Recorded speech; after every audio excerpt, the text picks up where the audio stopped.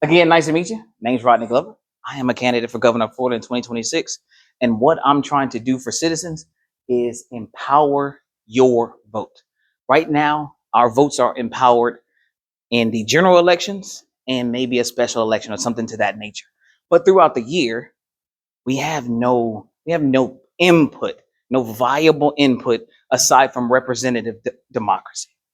So what I'm looking to do is create a Florida where every elected official is accountable to its citizen, to the constituent who votes. When we go to vote for our district representative, put them in office.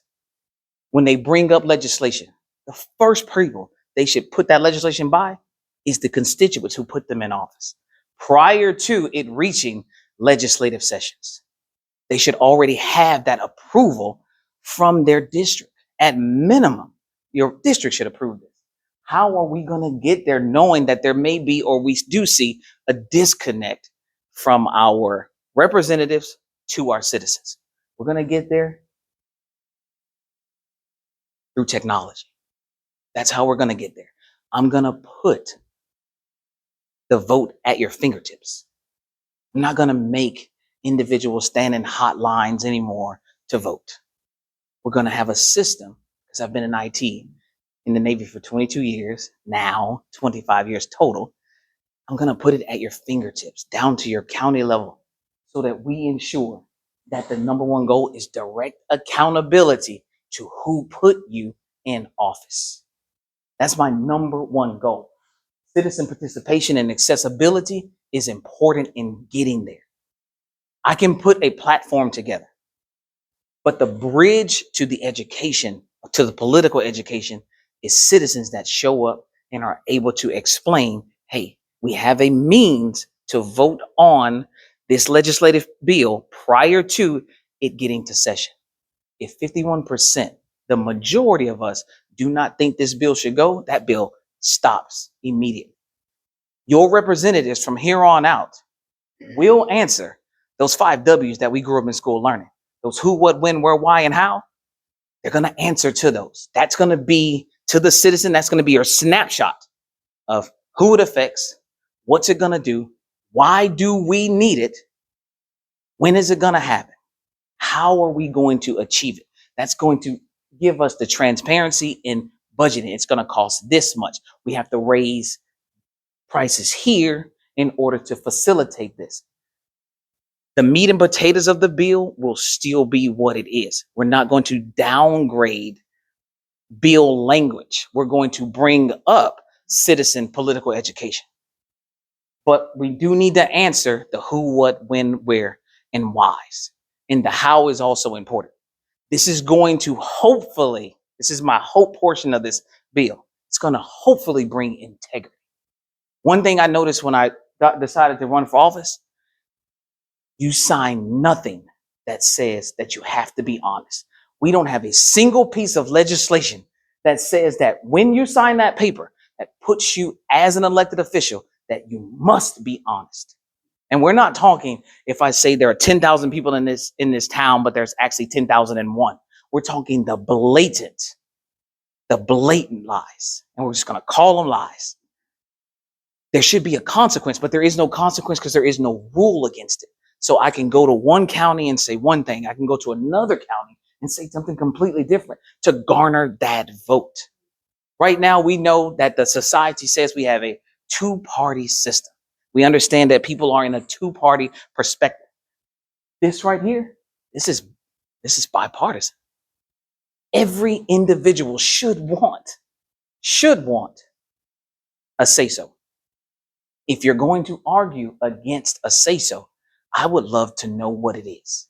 I would love to know why you would not want a little more authority in what we do. Which positions will be affected? Governor, state legislation, cabinet officials, county commissioners, sheriffs, tax collectors, mayors, city council, school board, and special districts. Every single individual that gets elected will first have to pass it back down to the people who elected them, so that we don't have meetings where individuals say, you work for me. We're just going to put it on, we're going to document it that you do work for them. And here is how that happens. Florida's constitution, and so does it, says that all power, all political power is inherent to its citizens. It just doesn't say how. This is the how. How do we actually get this? This is how it works. Parents, teachers, and community members propose and vote on education policies. This is at a small level. There's some times where we see grassroots organizations say, hey, this would be good for the community. But it's hard to get that pushed up. Through technology, I'm going to allow that to happen. And what will happen is once it reaches a 30% threshold of individuals that say yes, that will notify your representative that they need to start working on a for, and an against bill. Because once we reach 35%, once we reach 30 to 35%, notably, it typically reaches the 51% marker. So that tells you that you need to start working. So now your constituents put you to work because it may be something that they see in their community that needs to be done. And we do a proposal for and a proposal against because the finances matter. Hey, how are we going to pay for this? What is going to be your argument against? It's that important. This will affect all of our areas, north, central, and south. Votes will be conducted across all affected counties. This will be happening everywhere simultaneously. Individuals will be able to say, hey, the things that we haven't seen in our county, our community, now we're going to know why we have not seen those things happen. If there are complaints, why are we not answering these complaints? And our citizens also will be able to go and look and find out if indeed your elected official is doing what they're supposed to do or not doing what they're supposed to do. And if they're not, we're going to recall them because they work for you. So if we're only asking you to go out there, use our taxpayer money to get us the information and put together a proposal, and you're not able to do that, you either need to tell us what's going on or you need to tell us if you are able to be in this position and actually do the job that you campaigned on. That's important. And citizens need to be able to recall these officials, and they need to feel the weight of knowing that that can happen. This will change the way representatives look at these offices. This will make you look at this office and know that, hey, this may not be a fly-by-night job. You may have to actually work for those people and not just go into a room, close a door, and look at a whole lot of people protest on the outside of it.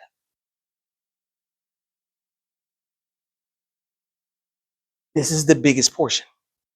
You have to cement this in the Constitution. Cement the power of the citizen in the Constitution. It ensures the permanent protection from political interference.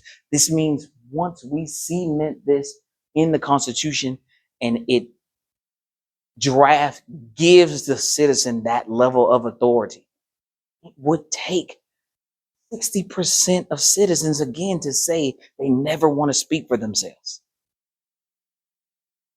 I just don't see that happening if they get the opportunity, but we do not know. So the probability is never zero. I have run into certain people who just don't have faith in other citizens. So they say, because I don't have faith in the political education of citizens, I would not want this. We cannot bridge a political educational gap without giving you the opportunity to use the information from other constituents. It's easy for me to go to people who show up and say, hey, what did you learn from this? Or, hey, did you look at this bill? Yes, I did. And you have a trusted friend that says, I didn't look, but I'm going to vote the way you explain it to me. I'm going to create, through legislative authority, I want to create conversation. I want to create healthy conflict. Because you two are in the same household. I don't want you to vote one way, him to vote another way. And then you say, hey, why did you vote this way? Are we communicating together? How did we vote differently and why? I need to create that. It may be negative conflict at times, but I need to create the conversation. And I need to do it in a way that's pure and not misinformation or disinformation or diluted with nonsense. There's no nonsense for dilution amongst friends, families, and individuals. But there is amongst individuals that we don't know, which is why that trust line on the slide, all of us are so close to it. These are the percentage of voters, and this is our average trust line. We're too close to it. This means that overall, we don't trust our local school boards enough. City council, county commission, state legislature is below the line, and so is the governor. These are just positions. We won't even talk about the person. That doesn't matter. The positions matter, not the person. We don't trust government, and that needs to change. People need to be able to say, hey, I trust government because we, the people, put in the rules and the regulations to mitigate issue. Good afternoon. Good afternoon.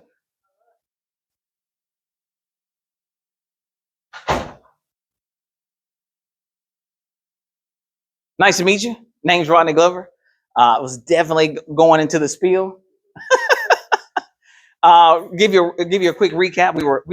We were at the end.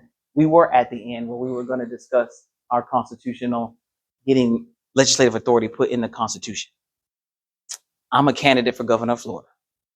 My idea is legislative authority for citizens, and that is ensuring that we give citizens the power over your elected officials at every level. And like I told the individuals already, what that simply means is before a piece of legislation hits the legislative floor in Tallahassee, it's approved by the individuals who put you in the seat.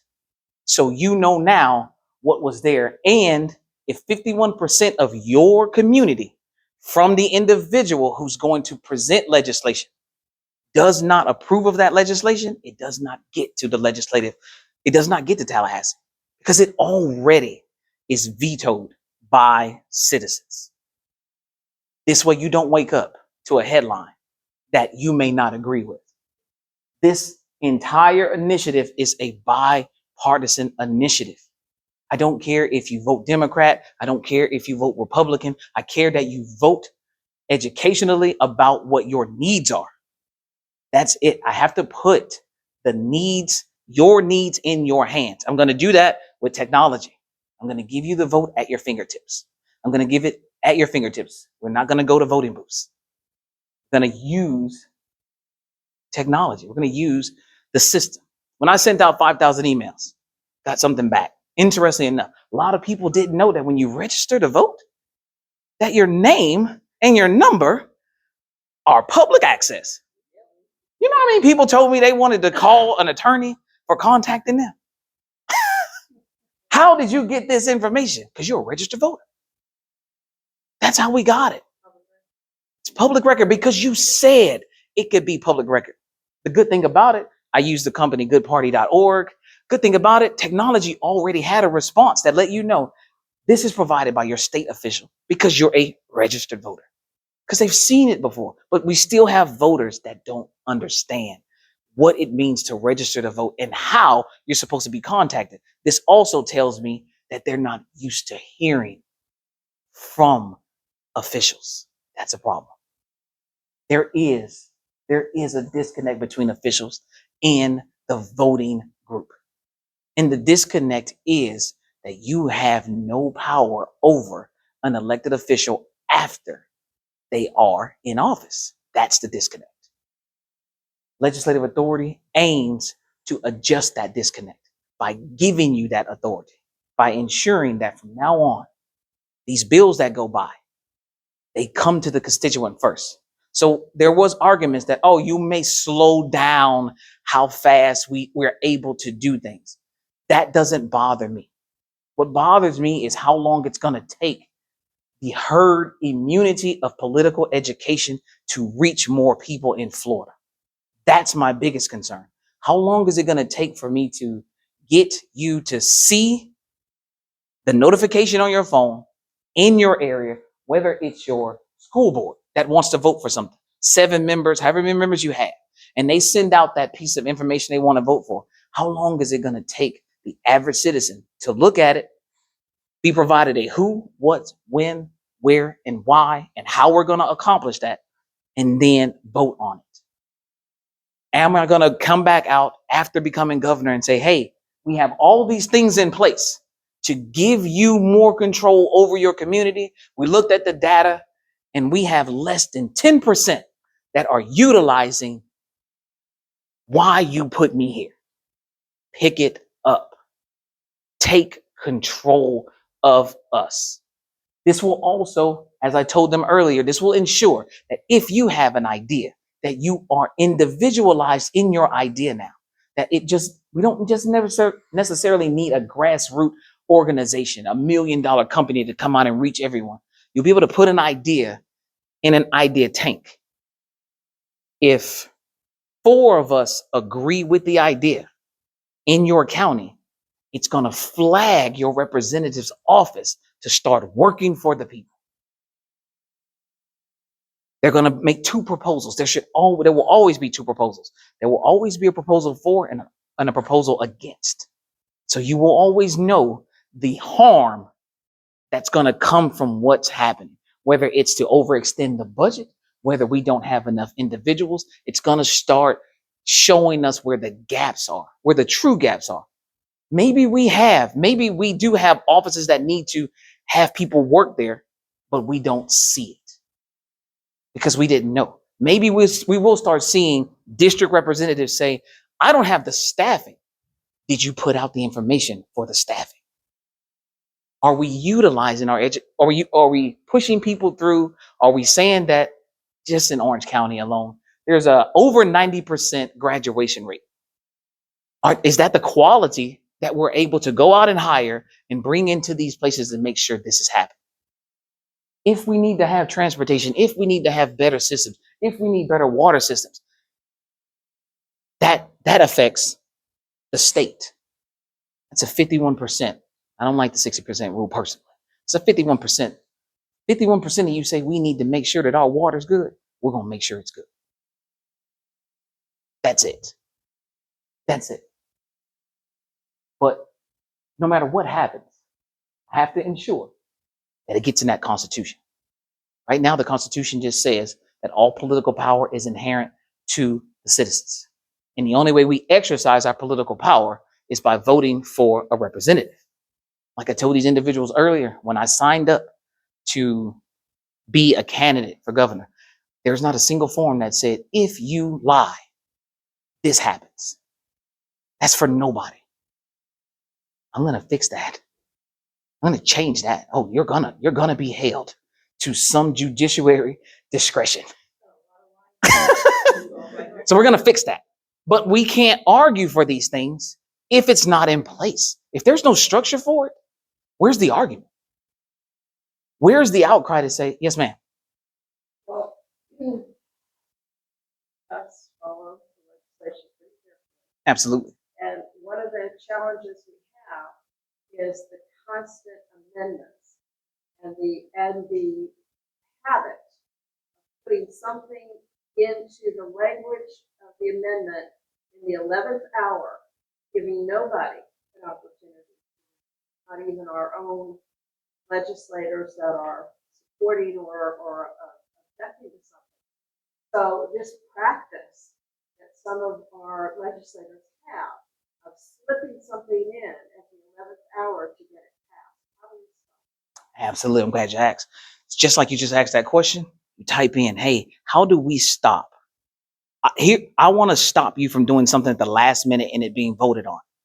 Now you bring it up and you have well over 60% of the state agree. 60% of the state agrees that you should not be able to do this at the last minute and make a last minute decision. That will push a change to the rules and regulations right there on the spot. But what we'll have to do then is decide a time frame for how long you should be able to before it gets reviewed, so you don't have a last minute discussion, because the nuances always pop up. Even though we're not going to be able to touch everything, we're going to do it slowly. This will be an evolutionary process. When you come up with a problem, you'll be able to grassroot it in your community, send it to your mayor. Hey, this is our problem. All of us agree. Your mayor, he has to push it to that district representative, because now there's a problem. That district representative has to do that. Now, say our mayor gets it and the other mayor gets it. It's going to evolve. It's going to evolution. Evolution is going to work if people want it to work. And I agree wholeheartedly. There are last minute amendments that don't have the time. There are rules that don't have the time. But the problem is we're going to be as fast as participation. That's how it works. So I'm talking about mindset. Of Yes. Deliberately. Yes. But if we recognize that mitigation factor and you say, hey, we should have at minimum for all amendments, let's just throw a number out there, 24 hours to review. That's a rule. That would stop a last minute thought process. Now you got to think, you get 24 hours to review this. Maybe, but it's going to be what we think is necessary. It's 72 hours. Is it? But we're going to get kickback. But the citizens are going to be the overall final say so. I'm going to come back. Your representative will come back and he'll say, you're going to hold up X, Y, and Z. We're not going to be able to do this, this, and this. You're going to feel the pressure because you picked 72 hours. So now what do you do with the pressure? What does citizens do with the pressure? You still have your vote. What do you do with it? Do you choose the 72 hours or do you succumb to the pressure? You're going to have the option of voting on that. But right now, there's no pathway to your answer. Yes, sir. So, everything you've said, it sounds like you're trying to have more Direct democracy. That is correct. rather than having a representative republic. Because the representatives are going to work for the citizens through direct democracy. You're 100% correct. Never been done in history. But how do you prevent the masses from overrunning the minority? I'm glad you asked. I happen to ask myself those questions too. What happens if citizens disagree? How will this affect roles affected? And what are safeguards to prevent issues? Transparency requirements, legal oversight, and a clear process for challenging fraudulent initiatives. We're going to the Pandora's box that you're referencing. It will be open. You are correct. I sit up and think to myself all the time, how am I going to know that 60% of the people won't choose to do something horrible? Well, it's not about choosing horrible, it's good for one person. Downtown, very different lives, rural areas. Problem is, people downtown outnumber the rural areas 5 to 1. Absolutely. Which means they rule what you're talking about. Absolutely. Not the rural. Even though they say, we need to put a new plan out here and it's going to take out all these farms. Mm-hmm. Can't overrun that vote because the people in the city will outvote them 5 to 1. And that's what we don't know for sure. And I'm gonna explain this. We've never seen a community vote direct democracy. We've never seen it. We've only seen representatives show us that they might not do exactly what you're saying. I don't know I know that if I see a problem and it's not, and I have a vote on, hey, am I gonna take less to help out that group over there? I'm gonna vote to help out that group. I don't know how many people will do the same. This is this is a problem that will come with believing in citizens. That's a direct issue that will come with believing in citizens. So based on it, Yes. and this district is 50, 60% on Yes. and this district has 70% of people. But percentage-wise, as a district, they're 70% opposed to something. And you rely on your representatives to recognize that. That's correct. Okay, right now, when you call a representative and you say, please vote no on this bill, they're supposed to be kind of in some way tallying these phone calls and emails. Absolutely. And they're supposed to be reacting based on the responses from their constituents. Right now, there's really you don't really see that. They're still going to act the way they want to act because they're not accountable for it. You're correct. And this is why I brought up herd immunity. What we're trying to see politically is a political herd immunity towards the end of your thought process. Your question's thought process. How do you vote in your household with the individuals who aren't here?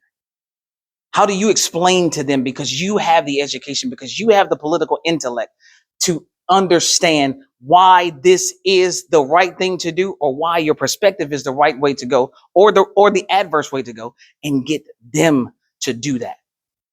This is going to build the type of communities that is convoluted right now. If I was explaining, we have two-party systems. So whoever's in charge will just say it. If Democrats are in charge, we say we're all whatever.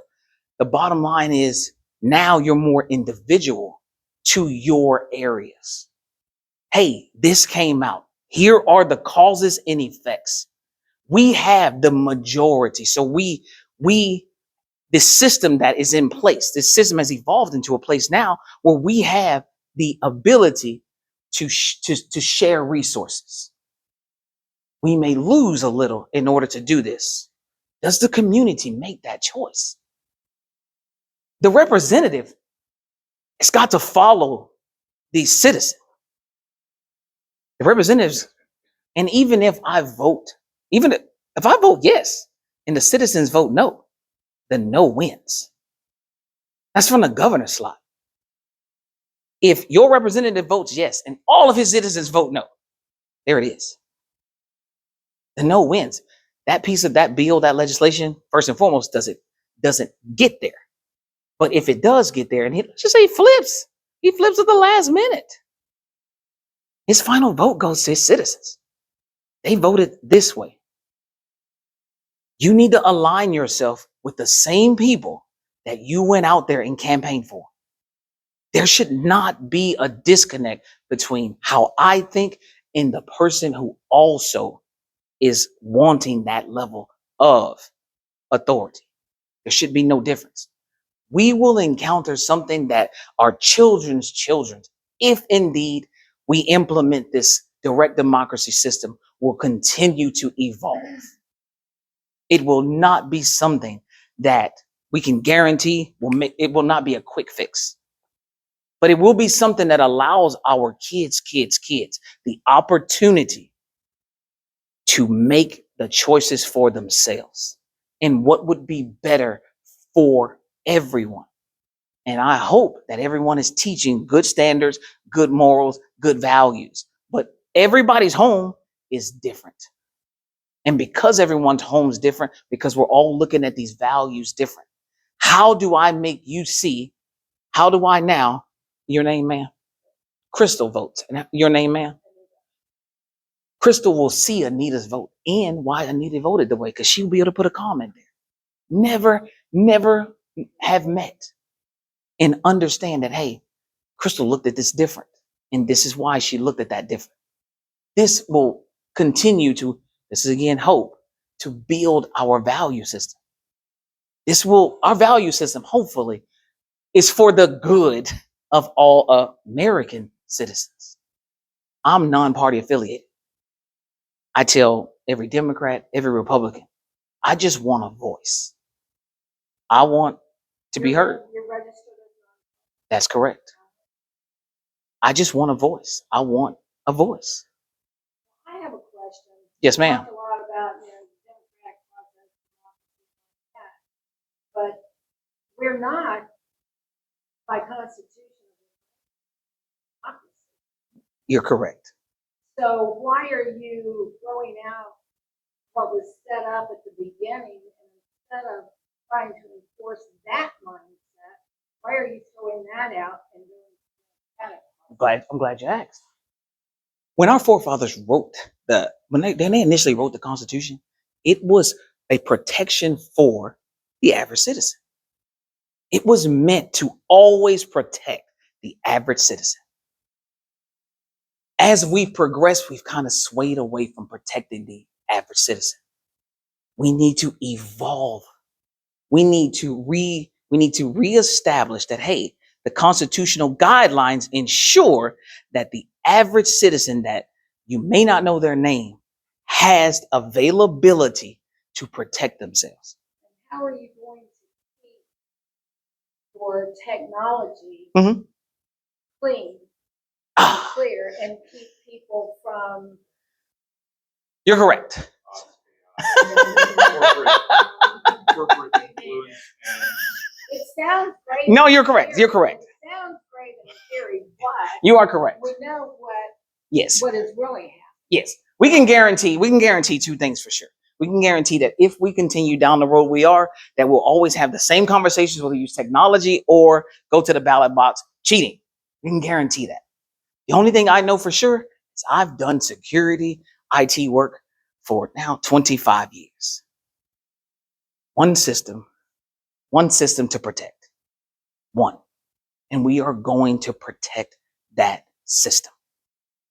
And I'll be honest with you, which system would I use? I use the DMV because everybody's already registered. I'm gonna jump into the DMV. We're gonna put up every security measure possible. We're gonna check. But that is definitely going to be an issue. It's gonna come up. Hey, how do we know? We're gonna bounce that past, like I said, those registered individuals that don't know that they're in the system. We're gonna give you the authentication methods to ensure you are who you are. We're going to fight for that. And we have the individuals right here, homegrown, smart enough to knock it out.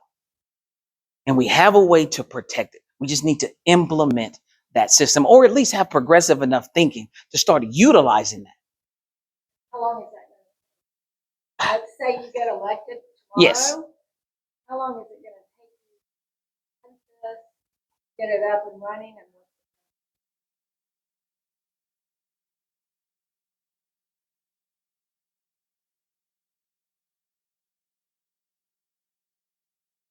An implementation slide here.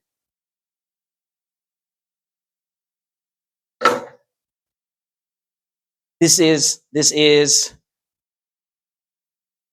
is an overview of how long this may take. Because the first thing I would do, like you said, is I first have to ask citizens, hey, this is going to cost taxpayer money. So you're going to see a bill that answers your who, what, when, where, why, and how to get our structure in place. Now, this could change, but it's all based on when we start to realize how many people don't like this. all right. Phase one. Yes, ma'am. Why did you not start in your own local? I'm living in Orange County. Oh, you are in Orange That's County? correct. Okay. So why not start on a smaller level Oh, okay. instead of jumping to governor at the very beginning of your? Yes, absolutely. No, never, never. I am 100% first time because I believe that there is something to top-down structure. I did 22 years in the military. I've watched what really happens when the CEO says, hey, I want to see this happen from the top level. It happens immediately, or the process starts a whole lot faster. In the When- military. Yes, in the military, yes. But at the bottom, you hit so many roadblocks trying to get a great idea to the top. So I sat down with myself and said, hey, I watch. I know there are approaches, there are arenas, there are areas where this seat is able to help more people faster than commissioner, faster than a county commissioner, faster than a mayor. Way less roadblocks at the top of that chart to be able to help more people in the fastest way possible. How can I efficiently do this in the most expeditious manner? 42 years old. I want to get it done. I have a get it done mentality. So I decided to get out there and get it done and ask individuals, do you want to help do something that we've never seen in the history of America?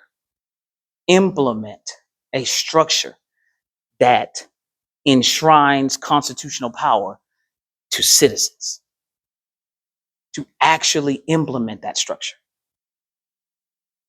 I believe that Florida has, not just Florida, I believe citizens have the ability to do the right thing if given the opportunity. It's so swelled up inside of me when I go out and I meet people and they say, hey, if I had the chance, I would do that. But we don't have it. So what would you do to get it? What would you do to have the opportunity?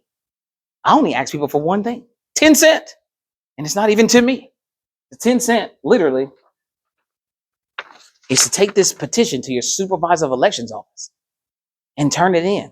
That's it. I didn't even pay the $15,000 to be on the ballot because I wanted to know if citizens wanted to be integral in their system.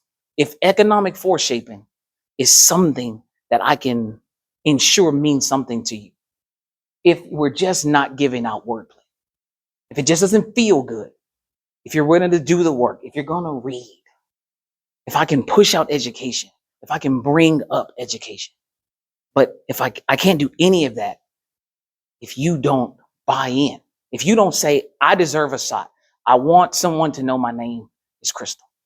I'm just not whatever you're registered as, because it doesn't matter to me. What matters to me is that individual has a place to say, hey, I can tell my friends, I can talk to my family and say, I need you to vote this way because you don't read this stuff, but I do. I need y'all to understand that, hey, keep this app on your phone. Keep this DMV, keep it there because this is how we're going to find out.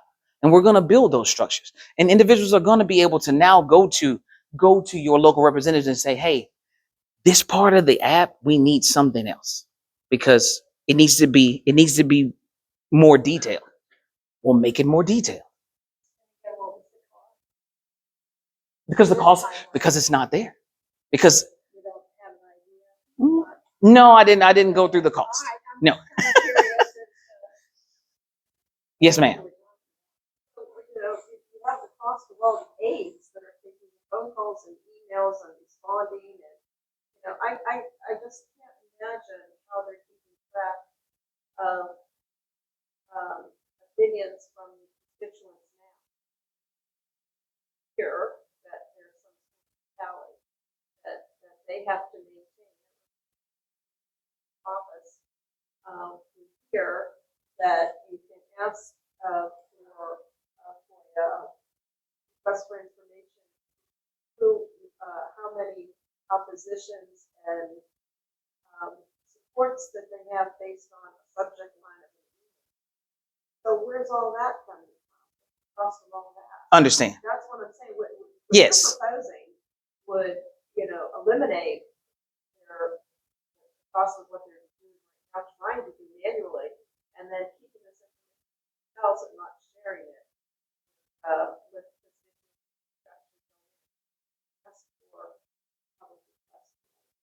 That's correct. I'm saying that I'm going to make that transparent.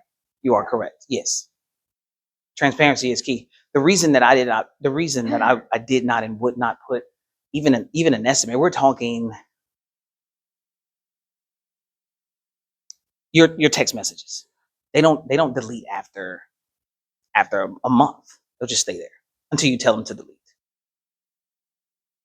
I paid $349 a year for my phone. I probably have text messages on there from 10 years ago. right now, there may be people that want to overcharge. There may be people that want to undercharge. We won't know, and I won't know these things until we get to that seat where I can come out and say, hey, citizens, this is what it's going to cost taxpayers. This is going to be a taxpayer funded initiative. Here is how we're going to implement this and where you're going to feel the cost, if at all. That's why I didn't even mention putting a budget in here.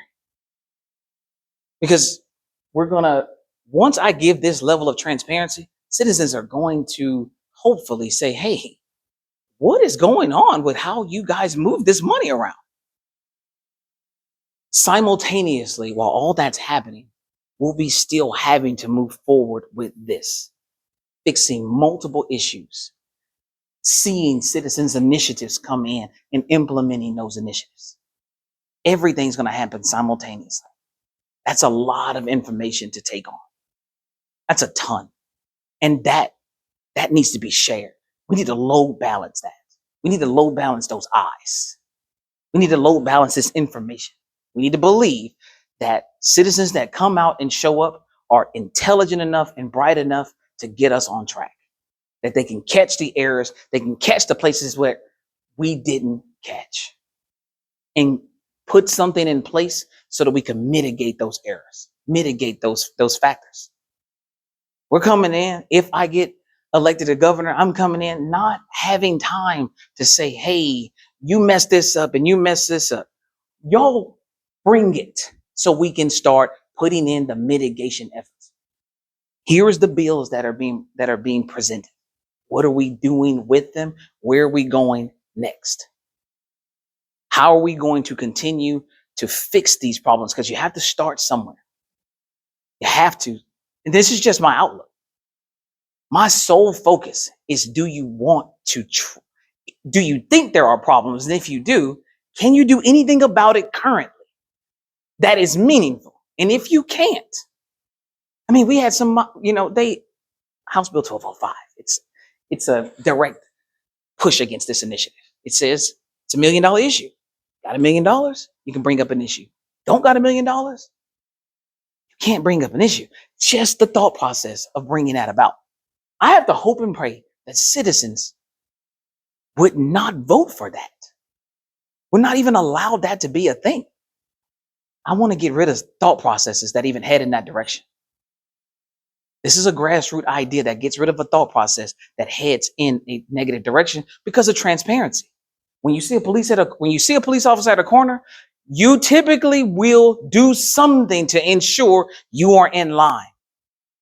I want citizens to be the people that do something to make sure that we have to think in line as representatives.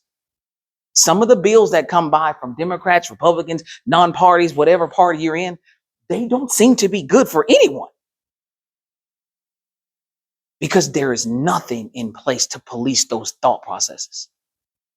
This will police your thought process. Because you know that unless you truly believe you have 51% of other citizens that think along the same lines as you, it's hard to be selfish.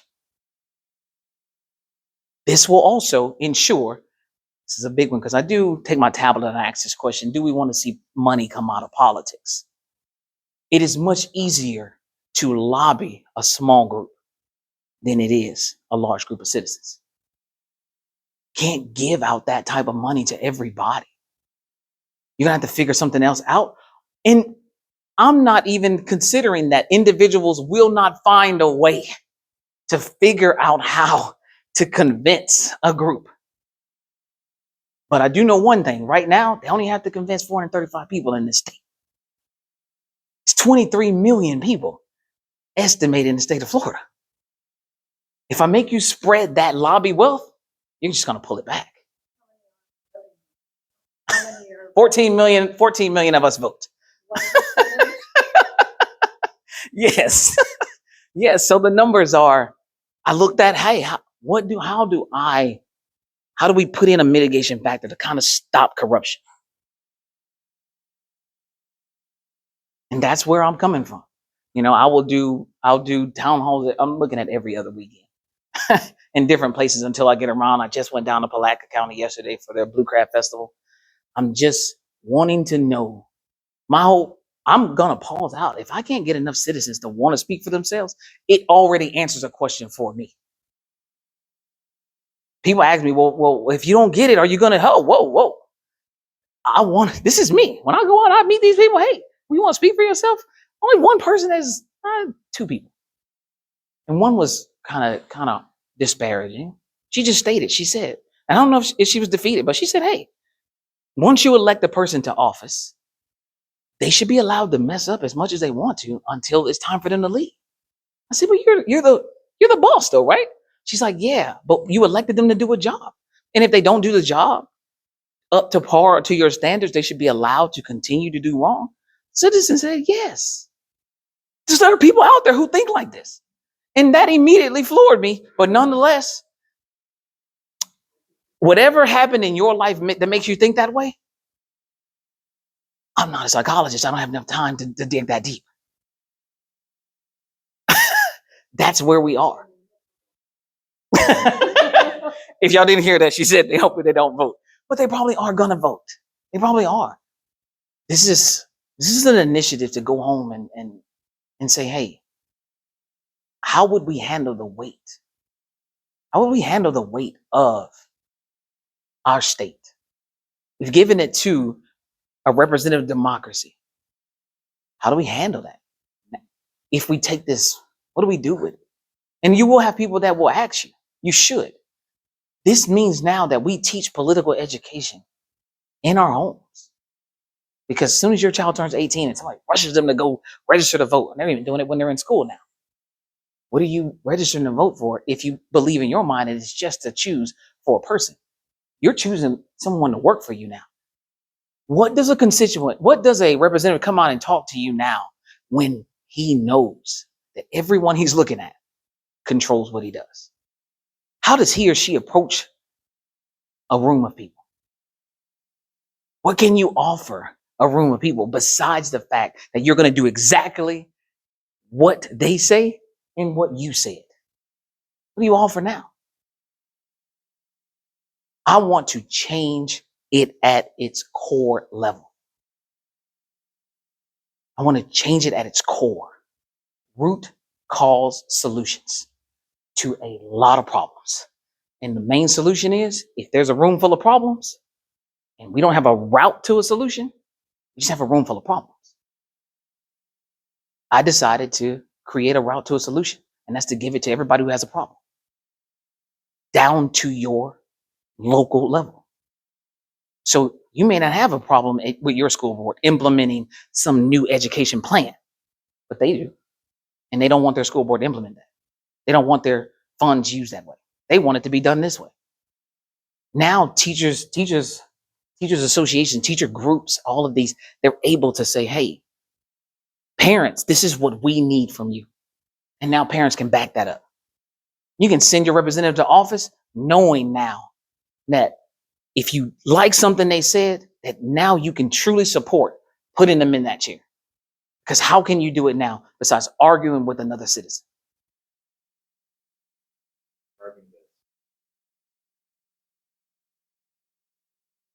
We may get there. That's such an evolutionary idea. A straight democracy, which is terrifying. Yes. The reason being is longer the minority, whatever that minority is. These are very. And that is why we are not a democracy. And that's why our representatives need. And I agree with you.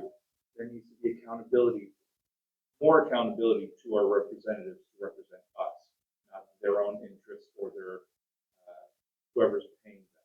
Absolutely. But throwing the baby with bathwater is not the answer. Throwing out our representative republic lasted 250 years, switch over to a true democracy, begging for anarchy. The unknown. begging for the unknown. There could be anarchy. There couldn't be anarchy.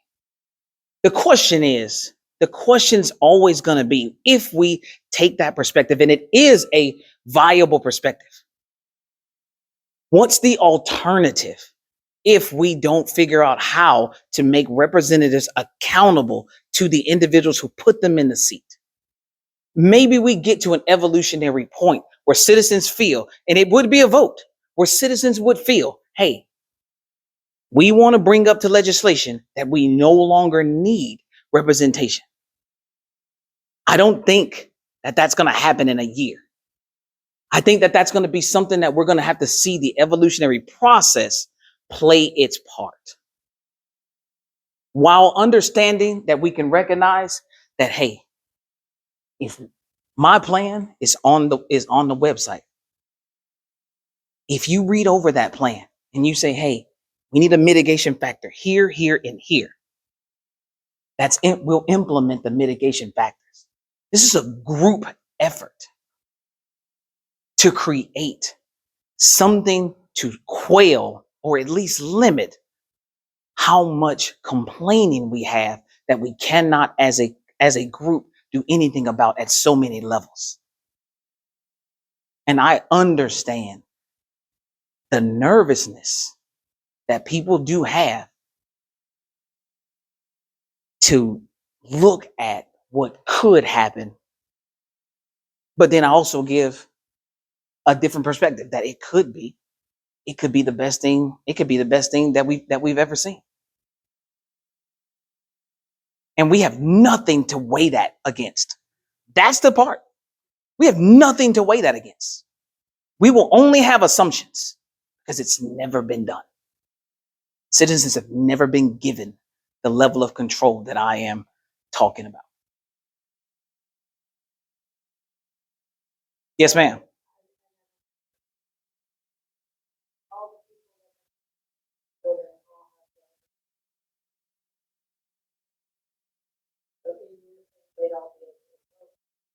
Registered. Anybody who's registered to vote. Our job then, just so people know, is to literally scrub the system and verify and validate. Right now, none of us have access to even look at the DMV to validate that if you came over here illegal and you got a driver's license, police are saying that doesn't happen. The city's saying that doesn't happen. So there is a part of transparency where we have to find out so we're not arguing a elected official sheriff says that doesn't happen. That you don't go to the DMV as an illegal person and get a driver's license and get to be registered as a voter. That's what they say. Our belief system, that's why the trust line is so low. You gotta build that trust. That means transparency builds that trust. That's what happens. You don't get transparency if you're not in the room. I know that for a fact. You just get what comes out of the room. I need to put citizens in the room so that now you can get the transparency. Knowing that the weight of what we're talking could be the worst. Knowing that. But understanding that the idea of the forefathers was to ensure that we did not even have to have this convo in the first place. It just got convoluted over all these years. You're correct. Yes, ma'am. I think it would be a kind of a Absolutely battle until the electoral college changes, and then that's what we can. I think it's difficult, of the electoral college unless that changes. At the federal level is our electoral college. It would need to start at the federal level. No, ma'am. For that to change. Okay. And then I will say this. And then more states. I will say this. People in the states.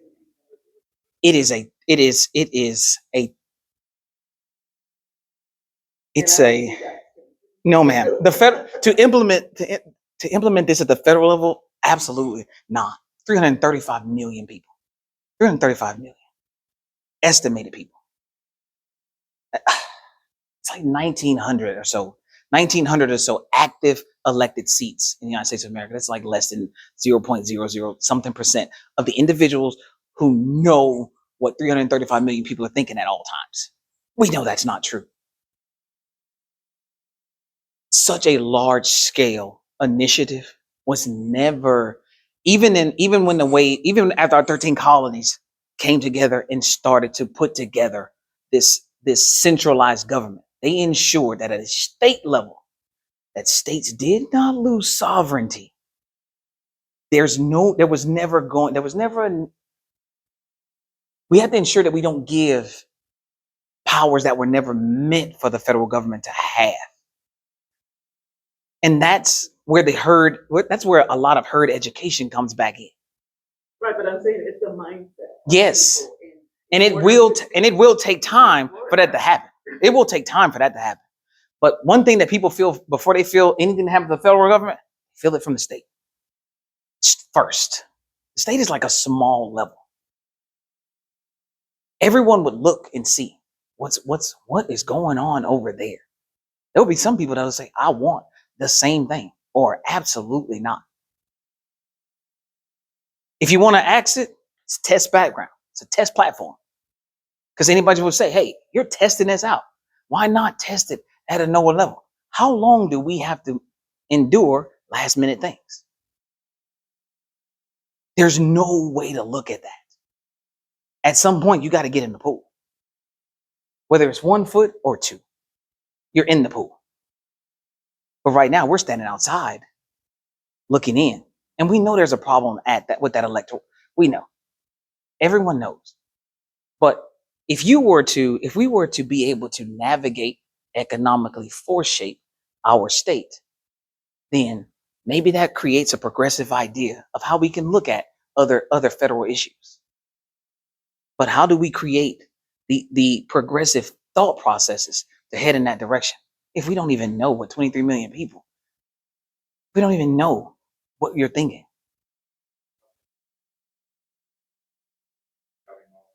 Can't. The only people you're So we have to filter. those people will dictate, You're correct. and that's what a wonderful day. I agree with you on a lot of different things, but the democracy